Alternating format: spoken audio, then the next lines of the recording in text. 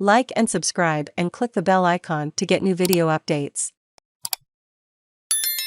Evidence from Veronica Nelson's final days casts a bright light into Victoria's prison system. Crouched in her cell so she could speak through a metal grate in the bottom of the door, Kylie Bastin tried to calm her friend Veronica Nelson.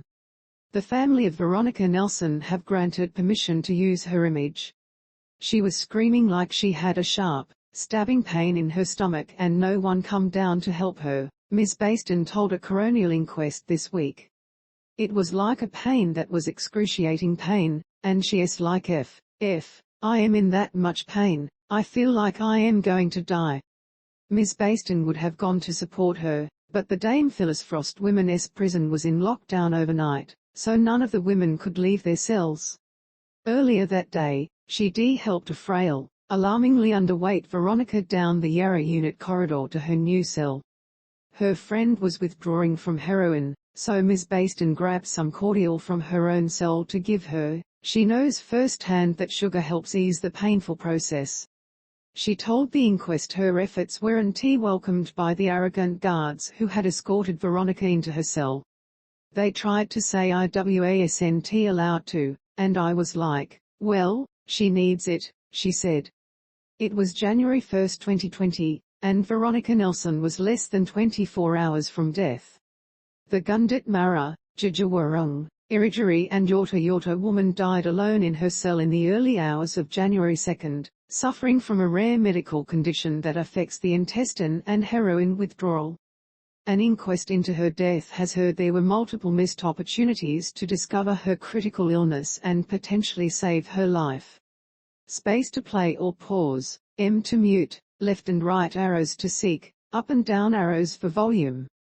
It has also shone a bright light behind the doors of Victoria's maximum security women's prison, where a prison supervisor believes women haven't been able to access appropriate healthcare for years.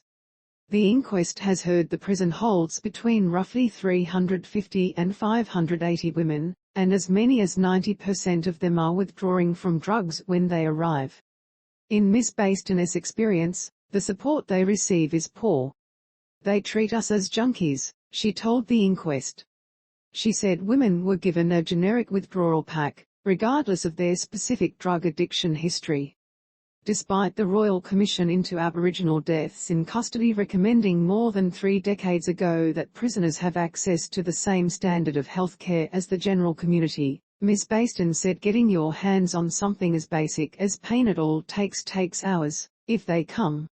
When you re-sick in the prison, Ms Bastin said women needed to fill in a form, before sometimes waiting 3 days to see a doctor. Ms Bastin remembers Veronica as a highly respected woman whose deep Aboriginal spirituality was a source of guidance for many. If people were down, she was supportive, she was always wanting to help people and be there for people, she said. In heartbreaking clarity, that same gentle nature has been broadcast to a packed courtroom of lawyers this month, as Veronica used Miss, and thank you over intercom calls where she asked for help with worsening vomiting, cramps and pain. Prison officer and nurse missed opportunities to help Veronica during Friday's coronial hearing. Prison officer Tracey Brown, who was on night shift in the prison unit where Veronica died, agreed she failed Veronica when she didn't check her cell after she became unresponsive on her final intercom call. The night nurse Atheana George spent hours watching a movie that night, unaware Veronica was dying in her cell. She told the inquest she didn't know why she hadn't checked Veronica's patient notes before she went down to give her medication early on the morning she died. Ms George said when she briefly assessed Veronica through a flap in her cell door, she was alert and calm and polite and able to walk to the door and hold out a cramped hand to receive some pills. From this, Ms George judged a full nursing assessment wasn't required, a decision she agreed was a missed opportunity to save Veronica's life. Ms Bastin has been left angry by the way Veronica was treated in her final days at the prison. They just sent her through to Yarra Unit of the prison where they just let her die, she said. They didn't care, it is disgusting. December 30, 2019, Veronica is arrested, Interviewed and taken to the Melbourne Custody Centre where she is remanded overnight. December 31, 2019, Veronica represents herself in a hearing where bail is denied. She is taken to the Dame Phyllis Frost Centre that afternoon.